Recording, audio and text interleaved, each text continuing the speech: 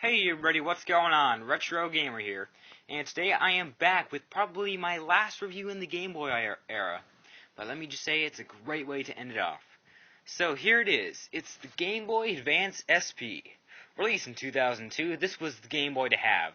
I mean, if you had the Game Boy Advance, you better go trade in and get this one, because it had many changes and improved on everything the Game Boy Advance needed. For one, it's a foldable system, so it keeps your screen from not being scratched up, and it's more pocket-sized. Number two, it runs on a new rechargeable battery pack instead of having to carry around a whole bunch of AA's for your Advance. And number three, I'm sure everyone knows, the screen is now a lit screen. There are two models to the Game Boy Advance SP.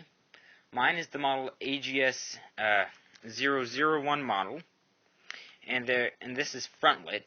But the backlit one is AGS 101.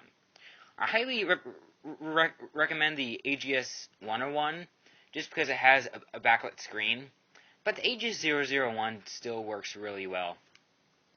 So, let's take a look at some of its features and style. So here's the front, really nice. Opening it up, you see you got your Game Boy Advance SP logo, your D-pad, E and A buttons, and select and start. Here's the speaker, a little square right now. It's not really good on the SP. It's way lower than the Game Boy Advance, but it still works okay. Here are the two light indicators, the power light and charging light, if you are charging it.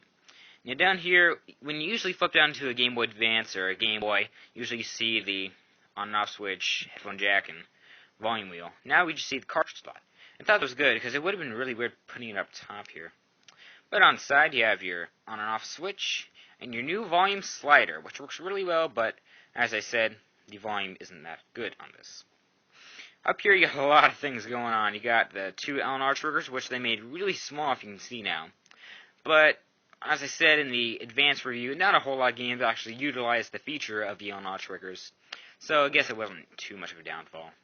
Here's the EXT port for 2-player, as always, and the new charging jack, which is for the rechargeable battery. So, the only button it didn't was this. This is just the brightness button. On the AGS 001, it turns the front lit off and on, and with the 101, it turns the back lit low and high. Now, the only thing that the SP doesn't have, if you can see, if you look all around it, it's a headphone jack. Now, there were external connectors you could put in the charging jack to give you headphones, or they made special headphones that would actually plug into this. But I recommend getting an adapter because it's just easier, and you can plug in any kind of headphones you want instead of having to buy their specially made ones, which I really didn't like. But now I'm sure you want to see this thing in action, so with the advanced review, I didn't really get to test the backwards compatibility. So I'm going to start out with a Game Boy game, because as always, this is backwards compatible. So put it in the bottom, pop in, really nice, and turn it on. Now for some reason the camera is picking up a blue, but the backlight isn't blue at all. Didn't. Try this again. That's weird. There we go. Now you can adjust the screen with the L&R triggers. R make it small, L make it large. And I prefer the large screen. This is Tetris, as if you saw my Game Boy Color review, I did a backwards compatibility one on this.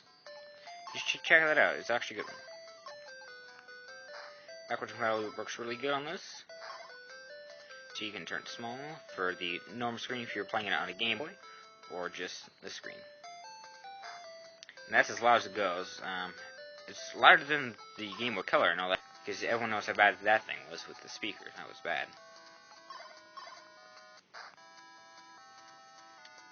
See, that was Tetris. Taking it out. Let's pop in Donkey Kong Country.